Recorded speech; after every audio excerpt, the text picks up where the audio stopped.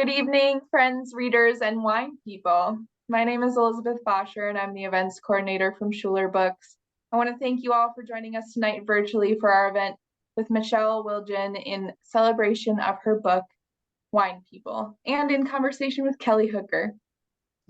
Schuler Books is an independent bookstore with 4 locations in Michigan. You can follow along with all the book fair happenings on Facebook, Instagram, Twitter, and TikTok. Michelle Wildgen is the author of the novels You're Not You, adapted into a feature film starring Hilary Swank and Emmy Rossum, but not for long. I'm so sorry, I'm stumbling over my words tonight. But not for long, and Bread and Butter. She's the editor of the anthology Food and Booze. Wildgen's award-winning reviews, essays, and stories have appeared in publications including the New York Times Book Review, the Modern Love Column, the Oprah Magazine, RealSimple.com, Salon.com, Best Food Writing, Best New American Voices, Tri-Quarterly, Story Quarterly, and elsewhere. Formerly executive editor of Tin House, Wildgen is now a freelance editor and co-founder with novelist Susanna Daniel of the Madison Writers Studio. Kelly Hooker is a bookstagrammer, avid book reviewer, and co-host of the Chapters and Chats book club featuring monthly author interviews.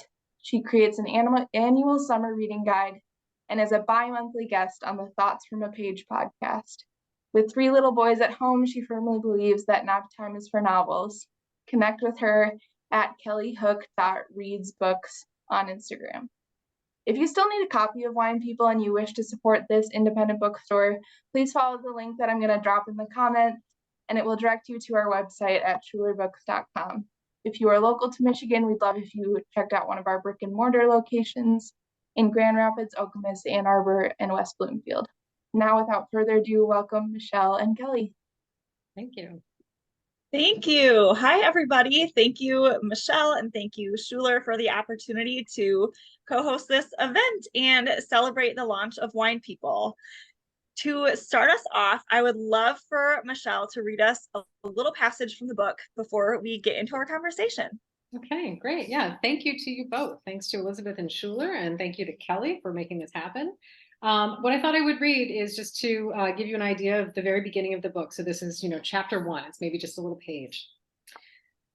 In her 5 years in the wine business, Wren observed many roads into the industry, an affinity for chemistry, history, or travel, an auspicious mix of boredom and family money, unchecked hedonism, but surprisingly few ways out.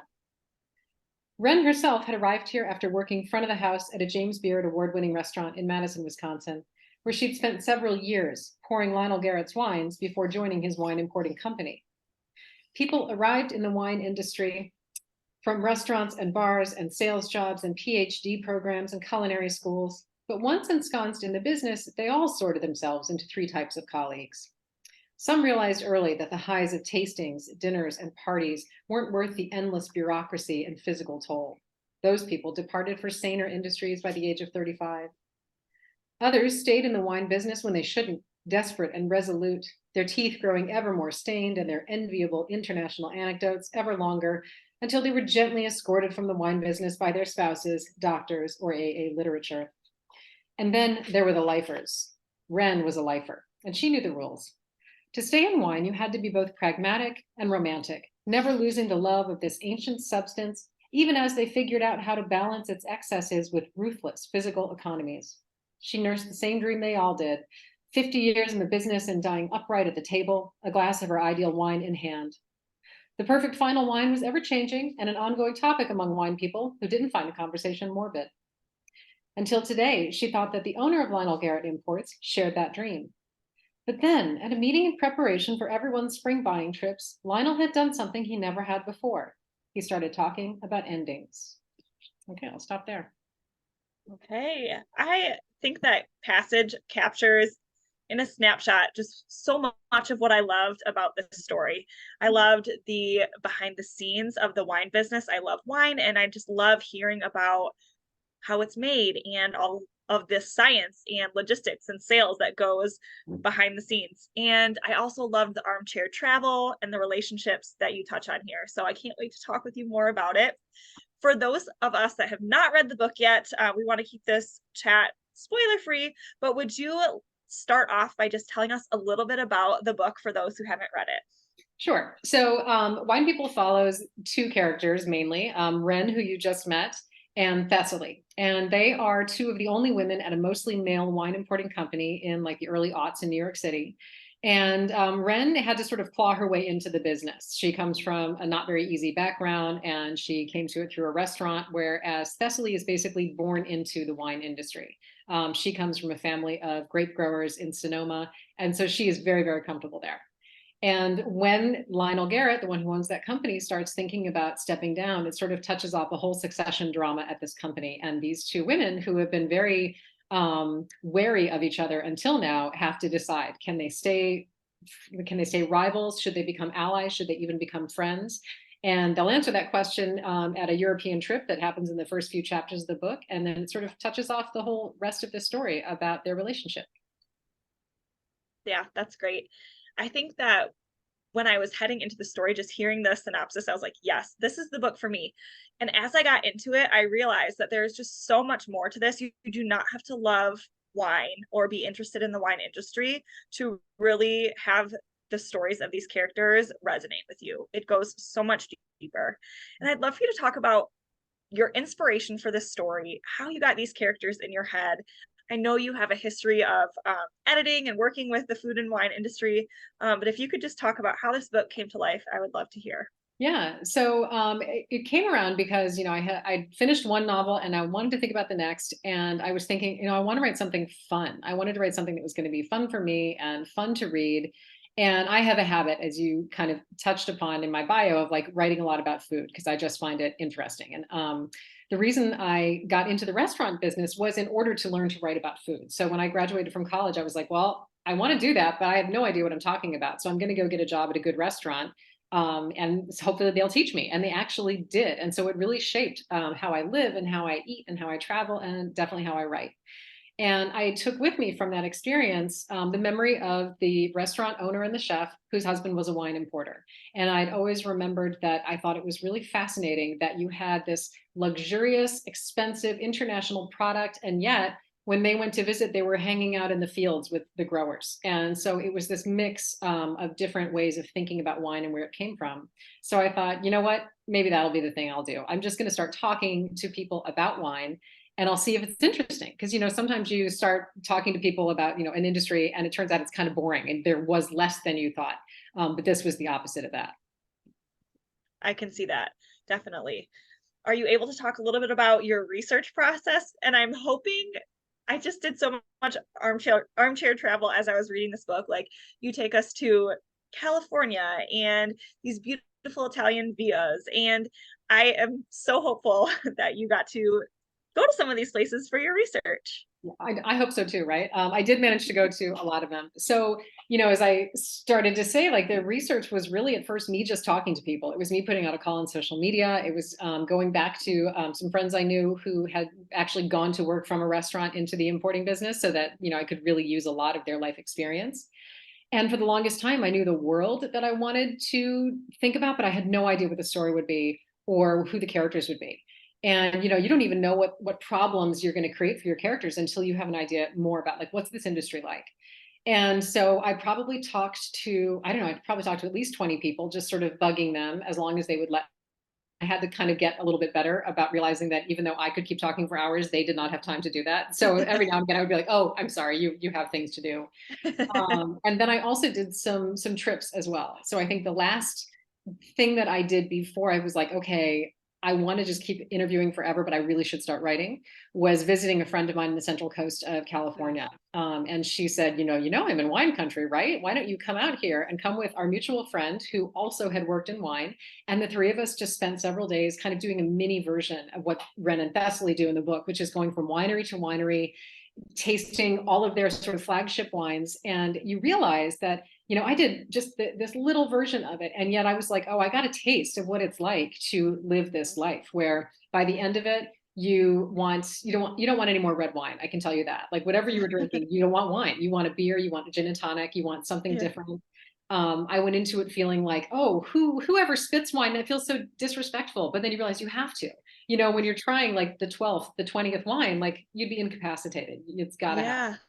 Yeah. So we did all that, and that was wonderful. And some of it was just going to wineries. But then I also did spend some time in Italy, in the La Marche region, which is mentioned in the book. There's a few different wineries there. And I was in Italy with a friend of mine who owns owns a wine store. And so she set up these meetings. And Oh, you just get these little bits and pieces, as well as the big picture that you wouldn't get if you hadn't gone. And so one of my favorite yeah. things that I saw there was we were at one particular winery when the bottling truck arrived. And so for these small wineries, they don't have their own facility to bottle wine. And it doesn't necessarily make sense for them to truck their wine elsewhere. And so what happens is this mobile bottling line shows up, and it sort of like opens up and does a sort of transformer robot kind of thing. And then they just start and they make the line, and then they bottle for a few hours, and then they're done. And I think I posted actually a video of that on Instagram because it was one of my favorite moments that, never even occurred to me. And I wouldn't have known that if we hadn't somehow gotten there at the right time. Right. That's incredible. Well, I feel like your next project, that's going to be a tough act to follow as far as the research goes. Yeah. That sounds like an amazing experience. Yeah. I was trying to think of like, what's the next thing? And suddenly as I in like mid-sentence, I was like, ooh, what about chocolate? Like I Yeah. go where like the chocolate is, the cacao beans are grown. And so it Yep. might have to happen, but yeah, we'll see. I know I could see that being like the only thing that might give it a run for its money. So Yeah. The cheese making world, maybe, I don't know, or bread. oh, ooh, that too. Yeah. So when it came down for time for you to sit down and actually write the story, what did that look like for you? I know some authors describe their process as being a pantser where they just fly by the seat of their pants, and some are more methodical in the sense where they like to plot everything out. Mhm. How did this play out for you in your writing process? Well, I had a vague idea of where I was going to go. Like I knew somewhat where these two characters were going to wind up, but I actually couldn't even start writing until I had two characters in mind because I knew early on who Wren was. But I was just like, I don't know what I'm going to do with her for a novel length if I just don't have something to bounce her off of. And so once I thought of, who is the one that is going to be the most difficult for this character, like where she is not confident, this person will be confident, and there'll be these opposing forces. And so once I had Thessaly, I was like, okay, now I know what I can do. And the beginning of it, the whole section that is in New York City and follows that succession drama and, is really getting to use the period when I was living there too, was so easy and so fun. And you sort of write your way into this moment where the plot concludes at that section of the book. And you're like, oh, now I have to figure out where else to go. So I'm not somebody who can completely write free because it'll end up boring and like I'll have to throw it all out because I'll just have found myself writing, a whole chapter about like wood or something, you just never know what I'll do. But I also can't outline so much that it takes away the pleasure of discovery and the need to find more interesting and subtle things by just paying attention to like what your characters seem to feel and what they experience. So it's this mix of giving yourself like, here are my situations and here's how they're going to cause trouble. And now I pay attention to how they cause trouble. And I kind of just follow that all the way to the end. Oh, that's so interesting. It sounds like you have a pretty good balance there. I'd like to think so, but like, every book is different. And this book, it seemed like, oh, I know what I'm doing, but I made some fairly, big edits toward the end. So you just sort of never know what it will be. Right. You touched on a little bit about the dynamic between Wren and Thessaly. And while wine is the foundation for this novel, really the heart of it are these two characters that just come from two very different backgrounds. And they are working in a male-dominated industry. And I feel like a lot of times in culture, women are kind of encouraged to pit themselves against each other oftentimes rather than forming an alliance and building each other up. And I think that you explored that really well in the story. Can you talk a little bit more about that dynamic and just your knowledge base about women working in a male dominated industry?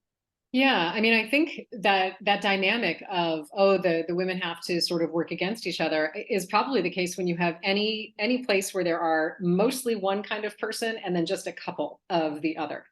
Because if there's only one spot, well, and you consider like that's the woman's spot, then people are going to fight for it.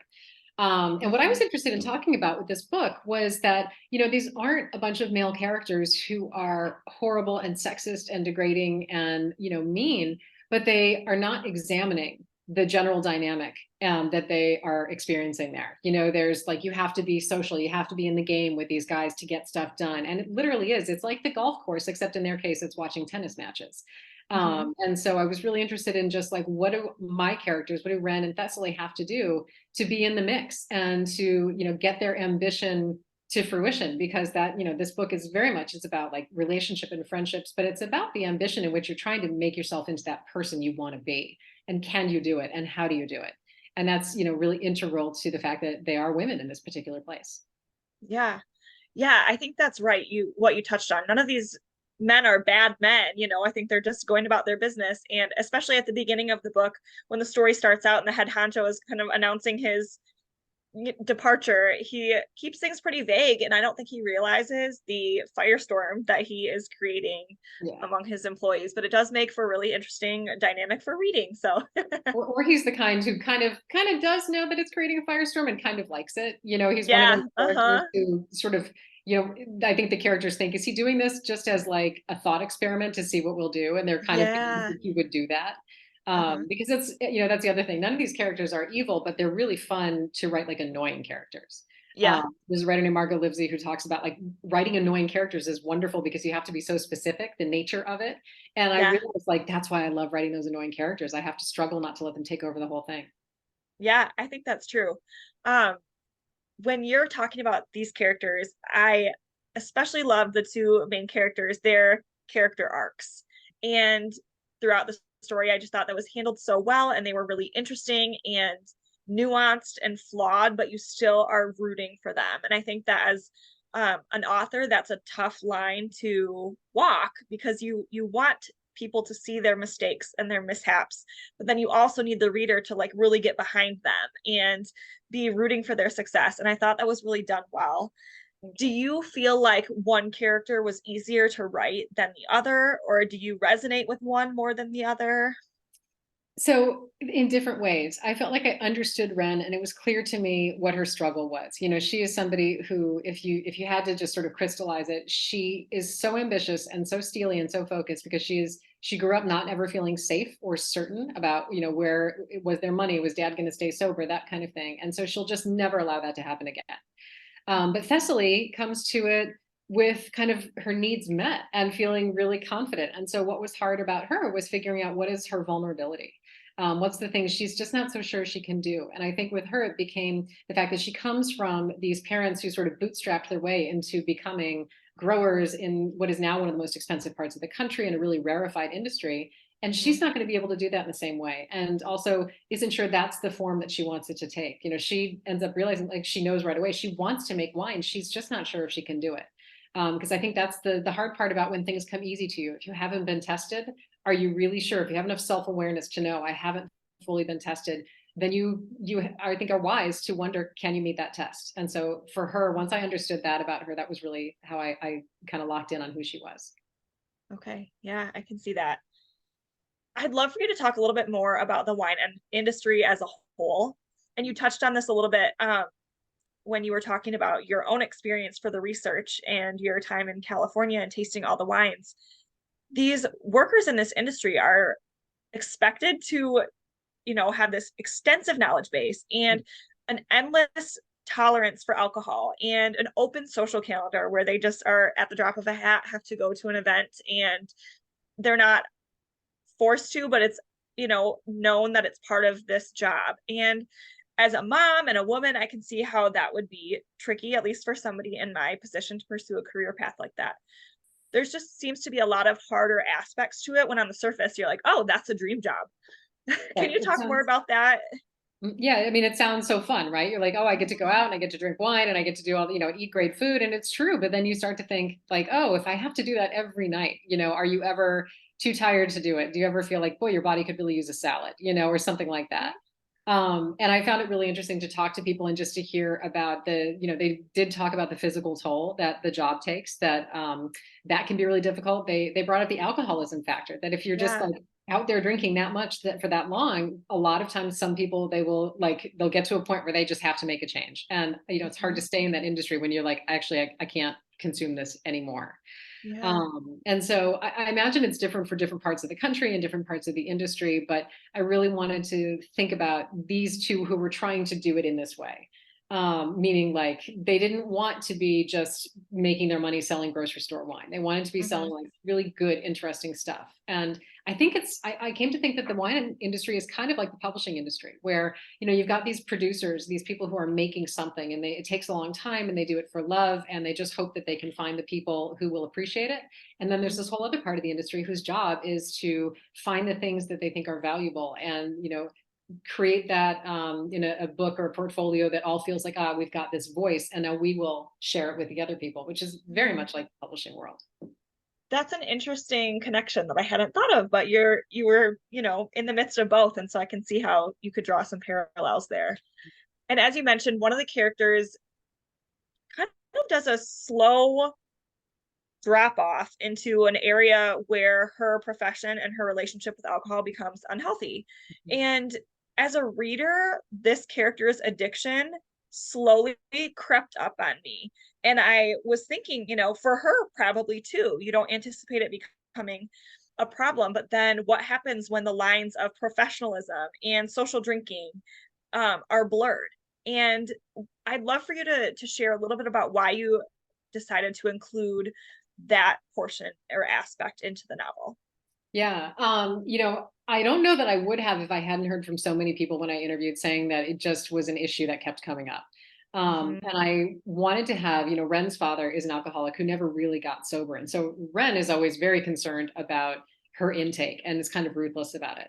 And I'm glad to hear that, the drinking issue kind of crept up for, these other characters, because I think that's how it really feels, right? Especially when you're in a milieu where everybody's doing it. It feels very harmless. When I was in the restaurant business, that's how you did it. You blew off steam after, a lot of hard physical and demanding work.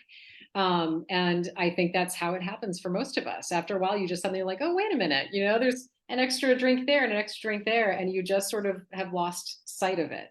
So I was interested because not every single person in this industry who develops a problematic drinking necessarily has an addiction that they have to completely, seek treatment for.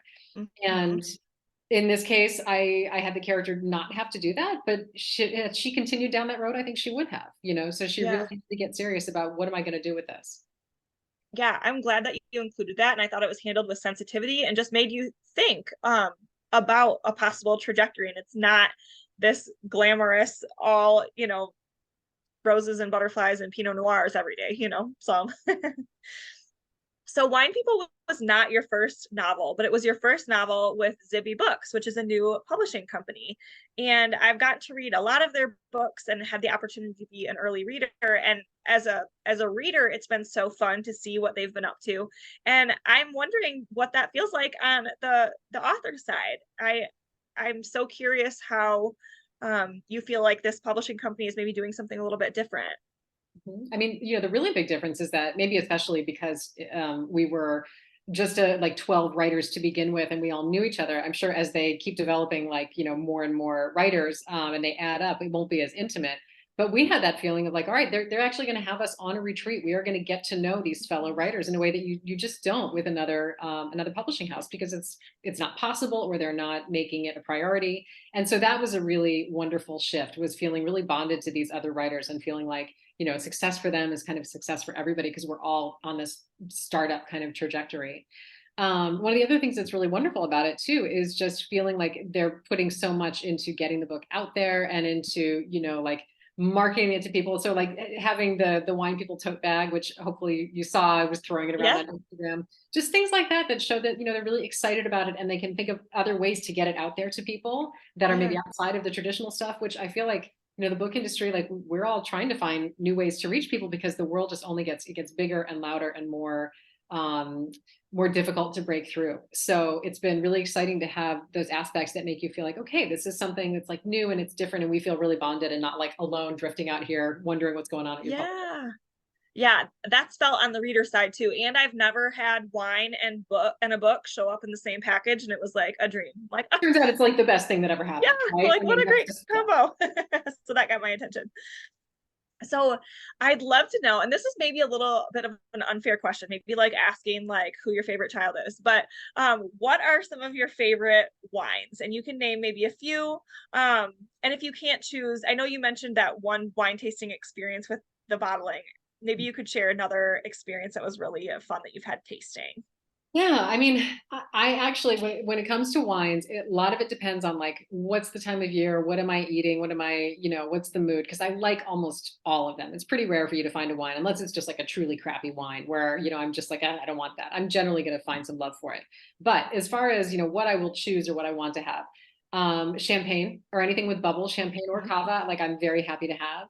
I love a dry rosé, and I was drinking dry rosés back when like they weren't a big thing yet. And Yeah. there's a little nod to that in the book back when they're thinking like, how are we going to sell this pink wine? Nobody wants pink Yeah. wine, because I was so delighted when all of a sudden we all wanted pink wine. But I also love, like, I'm not a big heavy red. I tend to like more of something a little bit bright and a little bit fruity or delicate, like a Pinot, that kind of Yeah. thing. One of my other ones that I really love is I love a Gruner Veltliner, which was it's a Yeah. Austrian varietal, and it's been told to me that it's one of the only whites that goes well with, or any wine that goes well with, asparagus, which is famously hard to pair. Oh, But I just love it, and for years that was how I knew that a wine store was like paying attention, if they had a Gruner. And now I don't think I can do that anymore, because I think a lot of them have a Gruner, but it remains okay. one of the first things I'll reach for. That's so funny that you mentioned the Gruner, because my husband and I were wine tasting up in Traverse City in Michigan. They have a peninsula, and they used to do just like all like porch pounders, like really sweet late harvest Rieslings. Yeah. But now they've gotten, away from that. And one of the wineries up there had a Gruner, and I had asked a lot of the staff, what their favorite wine was, and they had all said this Gruner. I'm like, okay, I'll try it. But the reason I had initially stayed away from it was because the description said crushed gravel. I was like, okay, I'm yeah, not you're like, ooh. yum, pebbles. Yeah.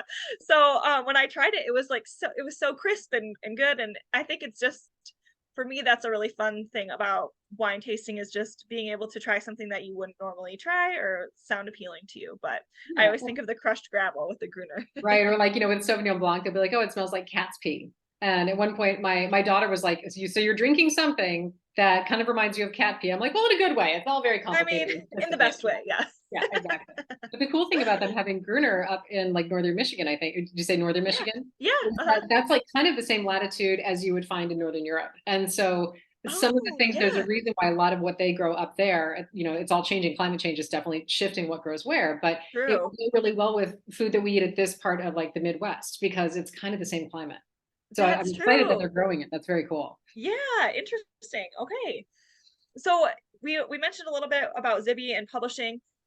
Can you talk about what it's been like to have this book that you have been working on? I think I heard in an interview, maybe you started it in 2018 and then kind of pieced it together from there. What has it been like to have this thing that you have worked on for so long finally out in the world and into the hands of readers? It's kind of like there's an old line in The Sun Also Rises, where somebody asks you, what was it like to go, or how did you go broke? And the character says, like, first slowly, then fast. And I feel like that's the thing. I did this really slowly, and then it crept up on me, because I was just sort of like, no, this is just how I live. It's just revising this book and working on this book, and I just do this forever now. And then all of a sudden it was like, no, it's got a cover. It's coming out. We're giving it to people. We're exchanging money in exchange for this book. And I just couldn't believe when it finally came out. And it's kind of bittersweet, because you're so happy that it's there and that you can give it to people and you can talk to them about it. But at the same time, I did really love being in this world. And there's always a part of you, even the part of you that is like, kind of like, please get this thing away from me and don't make me work on it anymore. There's always a part of you that's like, but I love talking about it. And I loved thinking about these people. And I can understand why sometimes people are like, maybe I'll just write another book about these people, because I love the world. But yeah, it's going to be hard to top the fun of just thinking about this industry and this product. Just thinking about wine all the time was really enjoyable. Yeah. I can see that. I feel like some books, especially in the mystery, psychological thriller aspect, after I'm done, I'm like, oh, I hope that author has a really great therapist, because to spend so much headspace in that would be dicey. But for this book, I mean, that's a totally different story. I mean, I need a lot of therapy, but it's for completely different reasons. Different reasons, not for the book. Yeah. Eventually for the wine, that's the thing. Yes. So you mentioned the cover, and I just want to show it here. I think this is simple and perfect. Did you have any say in the cover, or how did I'm always intrigued by the cover design, and I'd love for you to chat a little bit about that. Sure. So the cover it was tricky because we kept seeing designs and there was nothing wrong with them, but we were just sort of like, yeah, I'm just not feeling like excited about it. And so that was another thing that I really loved about Zibby books is that they weren't just going, call it a day, we got a good one. Because it was like it was good, but you weren't excited necessarily the way that you hope to be. And then one of the Zibby people named Grassa actually found this illustration online. We licensed the illustration for it. And they put together a mock-up and just basically were like, nobody said anything. They just said, oh, we're still pursuing these other directions, but we just wanted to show you this. What do you think? And it was maybe one of the few times in my career where I looked at it and I was like, I love it.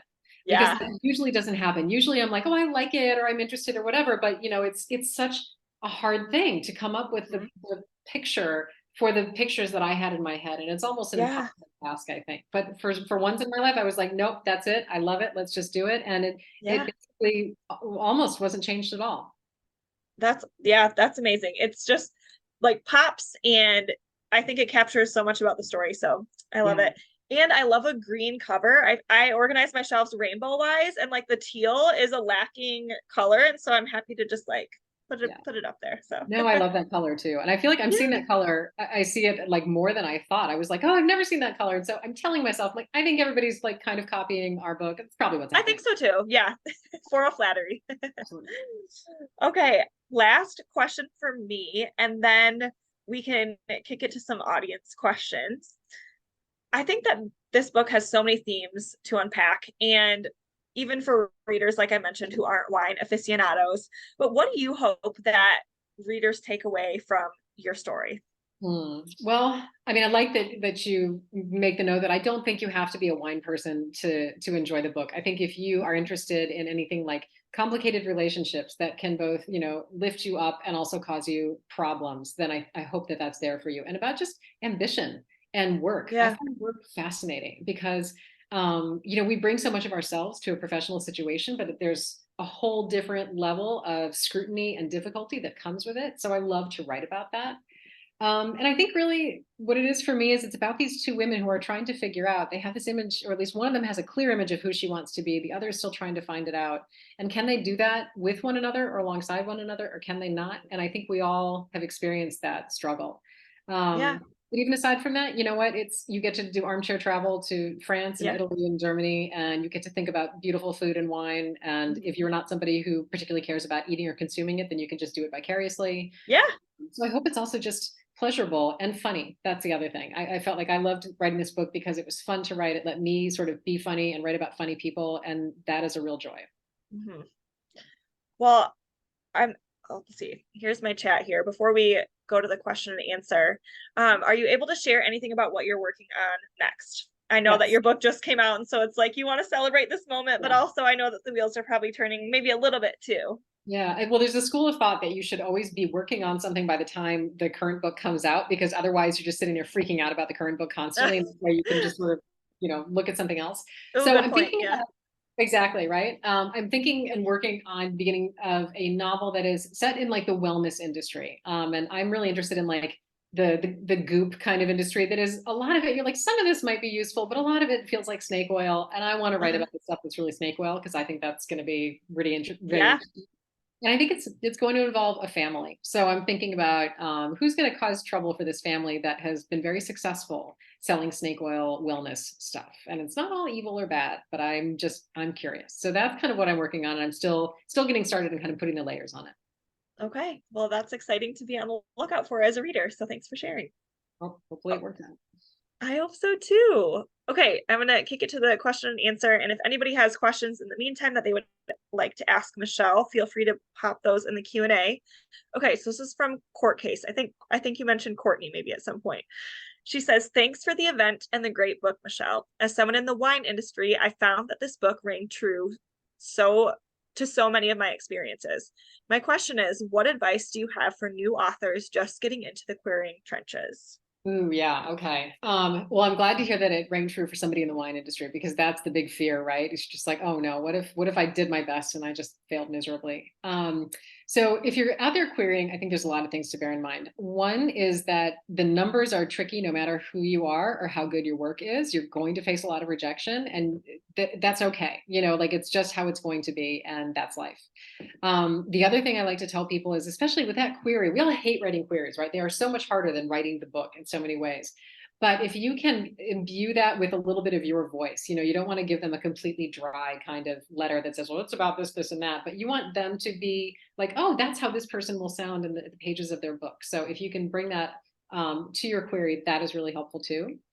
And, lastly, I guess I would say there's so many more things I could say, but I would just say that, you have to have your community around you. You have the people that you can go to celebrate the wins and to complain about the losses, because they both are going to happen. And that hopefully you can just sort of keep hold of the thing that you love, because the thing that we love often is the writing, it's the creating. And then the business part is going out into publishing and all of that. And we kind of do one because we have to, so that we can do the other. So it's okay that you're going to have varying feelings about the different stages of this process. And that's why you need your community around you to kind of keep you sane. I love that. I can see how you have some good insights into editing and teaching and all of those things. Okay, Courtney's got another question here. She says, if there ends up being time for a second question, she's curious what your favorite book about food or drink is. And then I'm going to tack on to that. I'm going to ask you about any recent reads or upcoming reads that you've read and are excited about. Okay. So of course, as soon as anybody asks me, like, what have you read recently? I'm always like, have I read? I don't know how to read. And it's like, I know. I always stall out to like, yeah, you just sort of like gaze and can't remember. So the food books that I return to over and over again, some of the ones that got me started were MFK Fisher's The Art of Eating, or The Gastronomical Me, which she kind of invented our modern version of food writing as sort of a food as a way of revealing character and people. And so she's wonderful. Gabrielle Hamilton's Blood, Bones, and Butter is one of my favorite it's probably within the last 10 years. I'm not sure the actual date, but it contains this little section, especially of her childhood and the way she ate in her family growing up, that I never tire of rereading. And Laurie Coleman, I go back to Laurie Coleman all the time for the way that she used food and sometimes wine in her fiction, because that's really what I love. It's not so much that I'm interested in reading about like, here's a recipe. It's more like, what can we learn about people based on the good, the bad, the weird things that they eat and share? okay. And then any upcoming reads that you're excited about or recent? Yeah, see, that's the one where, of course, I forget. What I always end up doing, right, is I always have a pile of cookbooks and I open them up. I'm like, I want to make that. I want to make that. I want to make that. And then I forget about them. Yeah. But I did just get a couple of books. There was one called, I think, Burn the Place Down. And Oh, that sounds up my alley. she's a former chef, yeah, or maybe is still a chef, but was writing about the restaurant industry. And I got to look this up so I can remind myself of her name. But she has a new one coming out that I'm very excited about. And if you give me one, I'll tell you what that was. That sounds fun. Okay, Susan Weatherby in the chat has a question. She says, are you related to any Wildgens in Muskegon, Michigan, native to Kansas? Might be. By the way, first, it's Ileana Reagan who wrote Burn the Place and has one coming out. I want to give her props. And my guess is if you have a Wildgen, like I'm related to them, I do have a brother and his family in Portage. So, but it's a weird name. And so in general, I think if there's a Wildgen in the contiguous United States, like they are somehow related to me. I love it. Well, any other questions all? I'm looking here. Okay. Well, I am so thankful that we had this opportunity to chat and be a part of your book tour. And I know that I don't know if it's your next stop, but upcoming on your tour, you're heading to California, right? Yeah. Yeah, I'll be in California for like a week in September, and it's going to be really fun because I will be in Santa Monica doing a reading with Susanna Hoffs at Zibby's Bookshop, and then I will head to Solvang for a wine country retreat with a bunch of different writers, but one of the other Zibby writers is going to be Patty Lynn, whose book End Credits comes out in just a couple of weeks. Yeah. Then I will head up to Napa. I'll be at the Book Mine in Napa, which I'm very excited about because I haven't been to Napa for like 20 years. And one of the things I first remember about getting there was that you literally smell the grapes in the air. And I remember thinking, like, well, that's just incredible. So when I get back up there, I'm going to be so excited. Yes. Oh, that sounds amazing. Oh, one other question from Lynn. How long was Michelle in the restaurant industry?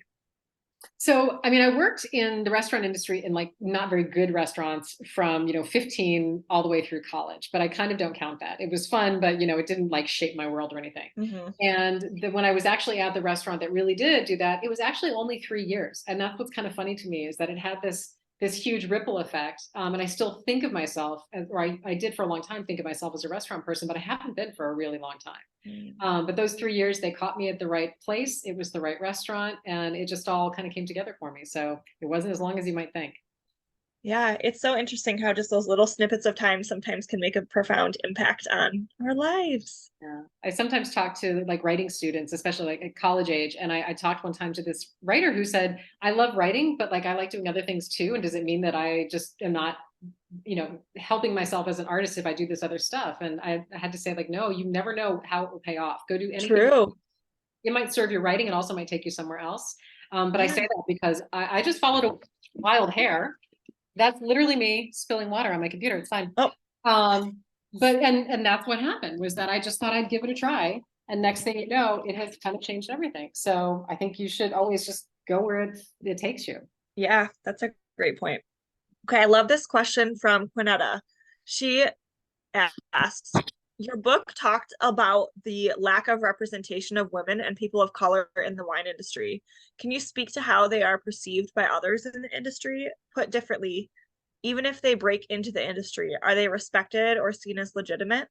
That I feel like you'd have to talk to more people actually in the industry, because I didn't necessarily hear from people saying one way or another. It was more that they were saying like, you just don't see enough people, you don't see enough women there, or we couldn't help but notice that the people running the place might be white, but then they were all employing, brown people.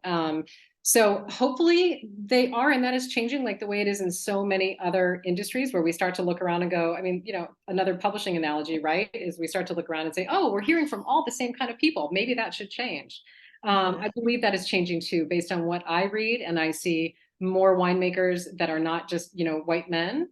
But Yeah. it's hard to say. I wouldn't want to speak for a whole industry when I am just not an expert. Yeah, I can see that. That's interesting. And again, another parallel to the publishing industry too, like you mentioned. But yeah, great question, Quinetta. I appreciate that. Any other questions? I think we got them all. Oh, wait, no, we got one more. Adriana, how did the book evolve, if in any way, during the pandemic, and what was happening then? Ooh. Yeah, I mean, the book, I'm trying to remember where I was during the pandemic, but I can tell you like where I was in the writing of it. Yeah. But I do know that I spent a lot of that writing time with white noise in my AirPods and just like trying to block out the sound of, remote schooling going on and remote work going on downstairs. And looking back, I'm like, I don't really know how we did any of that. I don't understand how it happened. And it just sort of, this book really was such a joy to be able to look back and say, okay, here I am stuck in my bedroom office. But not that long ago, I was in Italy, and I'm just going to live in that again. I think sometimes when you're writing a book, it can take you so far out of where you are in the present. And God knows it was never more needed than writing a fun book in the pandemic. I was really committed to like, no, I'm going to make this an enjoyable book, because a lot of my other books, like something bad will happen, something disturbing will happen. I was just like, I'm not doing that to this one. We all need it too much. Yeah, I feel like there have been so many books, just the sheer volume of amazing books that are being published this year, that were little pandemic book babies. And it's so fun to see everybody's efforts finally out in the world now. Yeah, it was like the one time writers were like, okay, we've got an advantage. We can do this, just alone in our rooms. And for once that played into our favor, I guess. Definitely. And I got a shout out to Courtney, because she said at her wine bars in Detroit, they serve all Michigan wines, which is so great. I love that. I'm gonna try this Michigan Gruner Veltliner. I'm very excited by this. Yeah, it's Bowers Harbor. Okay. But I'm in their wine club, so I can always send something your way. But if you're ever in Traverse City, it's a really fun winery to check out. And they have winery dogs, like big golden retrievers that are like kind of their mascots that just like roam the property. It's like, okay. it's so I don't wonderful. really know what else I could possibly ask for. So that sounds incredible. Okay. Sounds like you need a trip. Yeah, exactly. So another research trip. Yeah. Yeah. Thank you so much, Michelle and Kelly. Before we wrap up, can you tell people how they can follow along with your work on the internet? Absolutely. Thank you so much for having me. This was really fun. And Kelly, thank you for such fun questions and paying, such close attention to the book. It's always a joy when you feel like, oh, somebody like really got in there and thought about it. It's great. Oh, So thanks. people can find me. You can always, find anything, like you can find my past work and new work at michellewildgen.com. I'm on Instagram at mswildgen. You can find me on Facebook. It's just Michelle Wildgen. Again, not too many of us, so I'm pretty easy to find. And I'm still on Twitter, but I don't really use it, so I wouldn't go to that as much. But Instagram's probably where I am the most. Okay. And I'm on Instagram at kellyhook.readsbooks. Amazing. Any last words from either of you that you want to share with the audience? I just want to say that one of the best things I learned in the process of like working in restaurants is that you can drink champagne anytime, and it doesn't have to be a special occasion. So the next time you're like starting the weekend or just a good dinner, I'd say have a little champagne. Amazing. I love that advice. I'll take it to heart. Here to help, Well, thank you, everyone. This has been delightful. Don't forget, if you have not gotten your copy of Wine People yet, we are an independent bookstore. We would love to send you a copy. I've dropped the link in the chat that you can order it directly. And just thank you so much, Michelle and Kelly, for this delightful conversation. Thank Thank you. you. Cheers. Thanks for coming. Cheers.